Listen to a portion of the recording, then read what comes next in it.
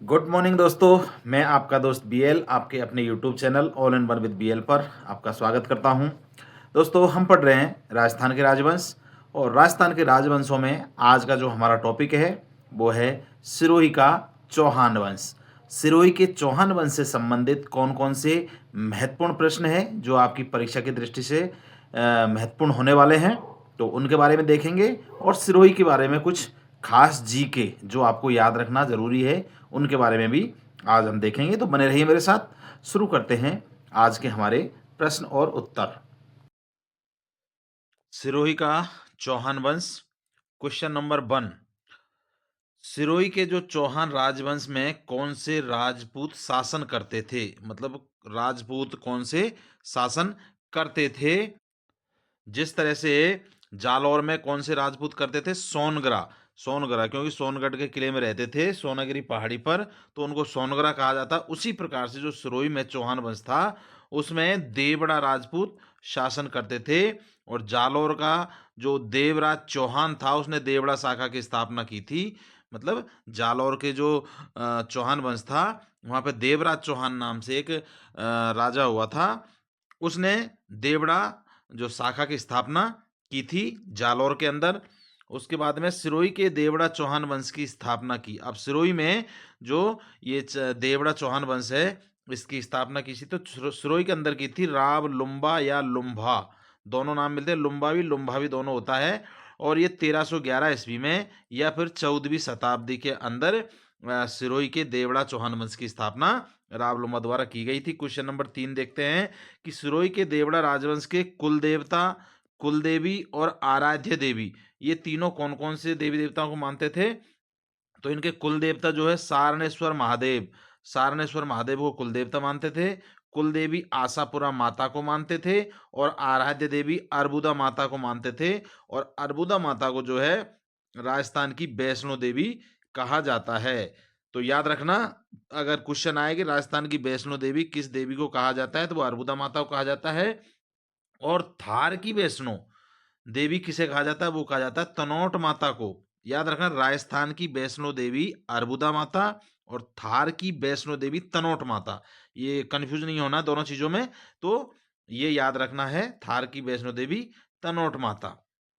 अगला क्वेश्चन देख लेते हैं कि सिरोही के देवड़ा चौहानों की जो राजधानी है वो कौन सी थी राजधानी। तो राजधानी थी चंपावती। जो सिरोही में चौहान वंश की स्थापना की थी, जो देवड़ा चौहान रहते थे, उनकी राजधानी जो है चंद्रावती थी। सिरोही में प्रारंभ में किसका शासन था, मतलब पहले सिरोही में कौन शासन करते थे, तो परमार राजा शासक करते थे। अचलेश्वर महादेव मंदिर का पुनर्निर्माण किसने करवाया था।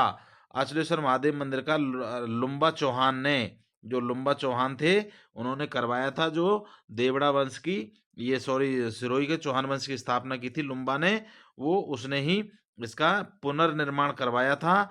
और इसका जो मंदिर का निर्माण है वो 9वीं शताब्दी में परमारों द्वारा करवाया था, क्योंकि परमारों का शासन यहाँ पहले हुआ करता था। तो जो निर्माण था वो परमार शासकों ने करवाया था। और पुनर्निर्माण मतलब कुछ उसकी स्थिति खराब हो गई थी, उसको रिपेयर करवाया था मतलब लुम्बा चौहान ने। ऋषि मंदिर का निर्माण कौन से चौहान शासक ने करवाया था। एक सिरोही के अंदर ऋषि मंदिर का निर्माण करवाया, वो भी लुम्बा चौहान ने करवाया था। वह एकमात्र मंदिर जिसमें शिव जी के अंगूठे की पूजा होती है, तो वो होती है अचुलेश्वर महादेव मंदिर में शिव जी के। क्वेश्चन देखना इंपॉर्टेंट है, उस मंदिर का नाम बताओ जिसमें भगवान शंकर के अंगूठे की पूजा होती है, तो वो अचुलेश्वर महादेव मंदिर में होती है, ये याद रखना, अंगूठे की पूजा। अगला क्वेश्चन देखते हैं कि अचलेश्वर महादेव मंदिर कहाँ पर है। ये कहाँ पर है, तो ये है अकालगढ़ के दुर्ग में, अकालगढ़ दुर्ग के अंदर है ये मंदिर। सिरोही के दर्शनीय स्थल क्या है। दर्शनीय स्थल सिरोही में मतलब ऐसा क्या है जो देखने लायक है, तो 3 भैंसे एवं धारावर्ष की मूर्ति। अब देखिए, जब मैंने आपको परमार वंश पढ़ाया था तो उस वक्त मैंने आपको बताया था धारावर्ष के बारे में, एक शक्तिशाली राजा था और उसकी मूर्ति मतलब यहाँ लगी हुई है सिरोही में। उसमें 3 भैंसे हैं और 3 भैंसे एक सिधाई में खड़े हैं, और धारावर्ष जो राजा है उसके स्टेचू बना हुआ है, उसके हाथ में तीर कमान है। और उसमें ये दर्शाया गया है कि ये इतनी शक्तिशाली थी कि एक बार तीर मारते तो 3 भैंसों को भेद करके वो तीर निकल जाता था। जो पत्थर की मूर्तियाँ भैंसे की है, उनमें क्या है, छेद हो रखा है, तो उससे मतलब वो दर्शाया हुआ है कि ये कितना शक्तिशाली शासक था। तो अभी आप लोगों ने अगर परमार मेरा क्लास देखी है, तो आपके लिए एक क्वेश्चन है कि ये जो भैंसे के ये 3 भैंसे और धारावर्ष की जो मूर्ति है, ये कौन से तालाब के किनारे पर है? यहाँ पे एक तालाब है, आपने परमार वाली क्लास में देखना, या आपने देखा हो तो आपको याद होगा, मुझे कमेंट में ज़रूर बताइएगा कि ये कौन से तालाब के किनारे पर है। तो एक तो ये है 3 भैंसे और धारावर्ष की मूर्ति, और एक सावन वादव झील है, यहाँ पर एक झील है, वो भी एक देखने योग्य है। शिव की नंदी की तांबे की बनी 4 टन की मूर्ति किस मंदिर में है? अब देखिए, भगवान शंकर के नंदी जो है उसके तांबे की एक मूर्ति बनी हुई है और वो 4 टन वजन है उसके अंदर। तो वो कहाँ पर है? वो भी अचलेश्वर मंदिर के अंदर ही है। अचलेश्वर मंदिर के अंदर जो अकालगढ़ दुर्ग में स्थित है। अचलेश्वर मंदिर में शिव के नंदी के तांबे की मूर्ति के पास किसकी मूर्ति लगी हुई है? अब देखिए, ये जो 4 टन की मूर्ति है तांबे की, इसके पास में एक मूर्ति है किसी मनुष्य की, तो वो मनुष्य है दुर्सा आडा की। दुर्सा आडा एक कवि थे और आगे इसने मतलब युद्ध में भाग लिया था। एक में तो आपको आगे बताया जाएगा। तो दुर्सा आडा की मूर्ति है, ये ध्यान रखना। अचलेश्वर मंदिर में जो भगवान शिव की 4 टन की नंदी की मूर्ति लगी हुई है, उसके पास में। सिरोही में शिवपुरी नगरी की स्थापना कब और किसने की थी? तो शिवपुरी एक नगरी की स्थापना की थी, वो की थी सिवान चौहान। सिवान चौहान या फिर शिवभान, शिवभान भी कहीं शिवभान भी मिलता है या सिवान भी मिलता है, इसने की थी और 1405 ईस्वी के अंदर ये शिवपुरी नगरी की स्थापना की थी। आगे देखिए, सिरोही नगर की स्थापना कब की थी? कब और किसने की थी? सिरोही की। तो सिरोही जो है 20 अप्रैल 1425 ईस्वी में सहसमल चौहान द्वारा इसकी स्थापना सिरोही की गई थी। अचलगढ़ दुर्ग का पुनर्निर्माण या वास्तविक निर्माण किसने करवाया था? अचलगढ़ दुर्ग का याद रखना, तो वो करवाया था महाराणा कुंभा ने। महाराणा कुंभा ने अचलगढ़ दुर्ग का पुनर्निर्माण करवाया था। अचलगढ़ दुर्ग में कुंभ श्याम मंदिर का निर्माण किसने करवाया था? तो ये भी महाराणा कुंभा ने ही करवाया था, जो चित्तौड़ के राजा थे। लखनवा तालाब का निर्माण किस सिरोही के चौहान शासक ने करवाया था? तो लाखा चौहान ने करवाया था। लाखा चौहान ने लखनवा तालाब का निर्माण। लाखा चौहान कालिका माता की मूर्ति कहाँ से लेकर आए जिसे सिरोही में स्थापित किया था? मतलब ये जब लाखा चौहान शासन कर रहे थे सिरोही में, तो उस वक्त में एक मूर्ति लेके आए थे जो कालिका माता की थी। उसको लेके आए थे पावागढ़, गुजरात के अंदर से वो मूर्ति लेकर के ये आए थे। आगे देखिए, कुंभा द्वारा सिरोही को जीते हुए स्थानों को पुनः किसने प्राप्त किया? अब देखिए, जो महाराणा कुंभा था, चित्तौड़ का राजा था, उसने सिरोही पे आक्रमण करके और अनेक हिस्सों पर अपना आधिपत्य जमा लिया था। और मैंने आपको थोड़ी देर पहले बताया कि इन्होंने यहाँ मतलब अधिकार जमाने के पश्चात में कई चीज़ों का निर्माण करवाया था। तो वो करवाया था कि देखो, अचलगढ़ का दुर्ग था, उसका पुनर्निर्माण करवाया था, और उस अचलगढ़ दुर्ग के अंदर ही कुंभ श्याम मंदिर का निर्माण करवाया था, और ये मतलब ये इसने काम करवाए थे। तो इसने क्या है, सिरोही के जो महाराणा कुंभा ने सिरोही के अनेक भागों पर अधिकार कर लिया था। उन अधिकारों को वापस सिरोही के चौहान वंश में से कौन से शासक ने पुनः प्राप्त किया था? तो वो किया था लाखा चौहान ने। याद रखना, सिरोही के चौहान जगमाल देवड़ा ने किसे जहर के लड्डू धोखे से खाने के लिए दिए थे? अब देखिए, सिरोही में जो चौहान वंश था, उसमें एक शासक था जगमाल देवड़ा, और जगमाल देवड़ा ने मतलब लड्डू दिए थे जहर से मिले हुए। वो किसको दिए थे? तो ये दिए थे अपने साले पृथ्वीराज सिसोदिया को, जो चित्तौड़गढ़ का मतलब एक राजकुमार था, शासक तो नहीं कह सकते। तो पृथ्वीराज सिसोदिया को दिया था। अब क्यों दिया था देख लिए, जो जगमाल देवड़ा था ना, उसका मतलब उसकी जो शादी हुई थी, वो रायमल की पुत्री से हुई थी। देखिए आगे देखिए कि ये मेवाड़ के राणा रायमल का पुत्र था। कौन? पृथ्वीराज सिसोदिया, और जिसकी पुत्री जगमाल देवड़ा को ब्याही थी। मतलब रायमल की पुत्री जगमाल देवड़ा को ब्याही थी। और तो क्या है जो रायमल की पुत्री थी, वो जगमाल देवड़ा को ब्याही थी, मतलब जगमाल देवड़ा उसका पति था। और जगमाल ऐसा मतलब कहानियाँ हैं कि जगमाल देवड़ा जो है रायमल की पुत्री को अच्छा नहीं रखता था, और मतलब उसको हमेशा लड़ाई झगड़े जिस तरह का होता है, वो करता था। तो एक दिन उसने अपने भाई पृथ्वीराज सिसोदिया को ये बात बताई, तो पृथ्वीराज सिसोदिया जगमाल देवड़ा के पास आया और उसको समझाया या डाँट डपट की, तो जिससे जगमाल देवड़ा नाराज़ हो गया। और जब पृथ्वीराज सिसोदिया जब जाने लगा सिरोही से, तो जगमाल देवड़ा ने क्या है, जहर मिले लड्डू बनवाए और पृथ्वीराज सिसोदिया को दे दिए थे वो। तो वो दे दिए थे, तो वो मतलब रास्ते में वो लड्डू खाए, और जिसके कारण से पृथ्वीराज सिसोदिया खत्म हो गया था। तो वो खत्म कहाँ पे हुआ, इसकी छतरी कहाँ बनी हुई, वो भी आगे बताएँगे। तो ये आपको ये याद रखना है कि जगमाल देवड़ा ने पृथ्वीराज सिसोदिया को जहर मिले लड्डू खाने के लिए दिए थे धोखे से, जो रायमल चित्तौड़गढ़ के शासक का पुत्र था, और रायमल की पुत्री जगमाल देवड़ा को ब्याही थी। और ये पृथ्वीराज सिसोदिया जो है कौन था, संग्राम सिंह या महाराणा सांगा का भाई था। याद रखना, महाराणा सांगा का भाई था ये। अब जब ये पृथ्वीराज सिसोदिया जब खत्म हो गया था, तो पृथ्वीराज सिसोदिया की छतरी कहाँ बनी हुई है, इसकी छतरी बनी हुई है कुंभलगढ़ दुर्ग के अंदर, जो राजसमंद के अंदर है। याद रखना, पृथ्वीराज सिसोदिया की छतरी कहाँ बनी हुई है, कुंभलगढ़ दुर्ग के बनी है, जो राजसमंद के अंदर है।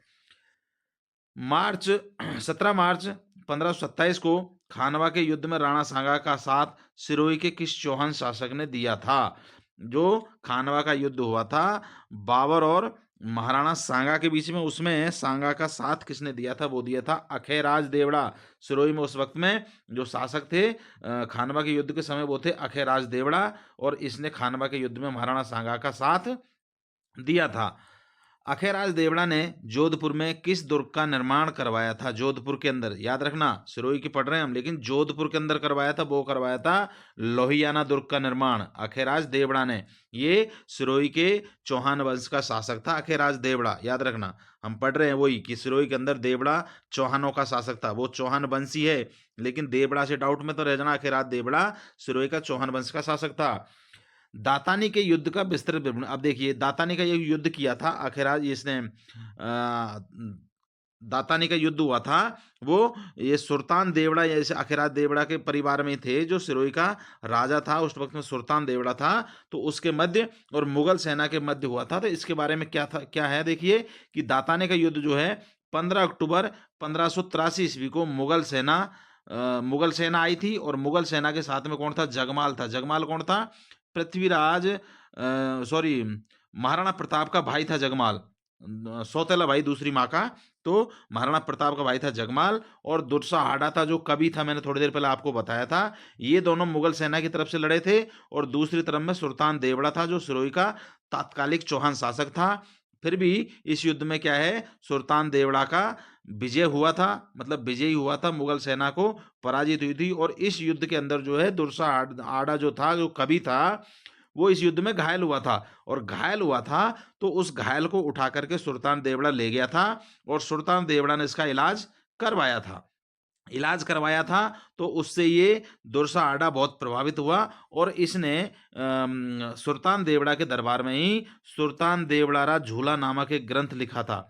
सुल्तान देवड़ारा झूला नाम का एक ग्रंथ लिखा था। याद रखना, दातानी के युद्ध के समय जब सुल्तान ये दुर्सा आडा घायल हुआ, तो सुल्तान देवड़ा ने इसकी इलाज करवाया, इसकी मतलब सेवा करवाई। तो मतलब उस वक्त में ये बहुत प्रभावित हुआ उससे, और सुल्तान देवड़ारा झूला नामक ग्रंथ लिखा। याद रखना, किसने लिखा, दुर्सा आड़ा ने। सुल्तान देवड़ा ने किसके कहने पर और कब अकबर की अधीनता स्वीकार की थी। अब देखिए, जब अकबर का शासन काल था, आगरा से चल रहा था, पूरे हिंदुस्तान में मुगल शासन स्थापित करना चाहता था अकबर, तो राजस्थान के राजपूत शासक ही ऐसे थे जो उसके सबसे बड़ी बाधा थे। तो एक-एक शासक को वो अपनी तरफ मिलाता जा रहा, जैसे आमेर का राजा भारमल सबसे प्रथम उसमें उससे मिल गया था, फिर भारमन्ना लेक राजाओं को मिलाया। तो इस प्रकार से सुल्तान जो देवड़ा था, वो अकबर से संधि नहीं कर रहा था, मतलब अकबर के साथ नहीं मिल रहा था। लेकिन मतलब इसको बाद में ये उसकी अधीनता स्वीकार की अकबर की, वो किसके कहने पे की, तो क्वेश्चन ये है। तो 1575 ईस्वी में बीकानेर के राजा राय सिंह के कहने पर के अकबर की अधीनता स्वीकार की थी। सिरोही के चौहान वंश में कौन सा शासक तलवारों का शौकीन था, मतलब सिरोही की तलवारों का शौकीन कौन था, तो वो मानसिंह देवड़ा था, जो सिरोही के चौहान वंश का ही शासक था। आगे देखते हैं अगला क्वेश्चन कि रावचंद्र सेन को किस चौहान शासक ने शरण प्रदान की थी? तो वो भी सुल्तान देवड़ा ने ही शरण प्रदान की थी। जोधपुर के महाराजा अजीत सिंह को किसने शरण दी? वो दी थी सिरोही के शासक बेरीसाल देवड़ा ने। और ये जो अजीत सिंह था, इसको औरंगजेब क्या है, इस्लाम धर्म ग्रहण करवाना चाहता था, इसलिए डर के भागा वहां से। और तो इसको बेरीसाल देवड़ा, जो सिरोही का तात्कालिक शासक था चौहान वंश का, उसने इसको शरण दी थी। सिरोही के किस चौहान शासक को जनता द्वारा नजरबंद किया गया और क्यों? सिरोही का एक शासक ऐसा हुआ जिसको जनता ने ही नजरबंद कर दिया, वो था उदय भान देवड़ा। और वो क्योंकि आर्थिक स्थिति खराब हो गई थी। अजय भान देवड़ा के शासनकाल में पब्लिक भूखमरी से मर गई थी और आर्थिक स्थिति पूरे राज्य की खराब हुई थी। इस कारण से जनता नाराज हुई या पब्लिक नाराज हुई और उसको पकड़ करके नजरबंद कर दिया। राजस्थान की वह अंतिम रियासत जिसने सबसे अंत में अंग्रेजों के साथ संधि की थी। तो सबसे अंत में संधि किसने की थी?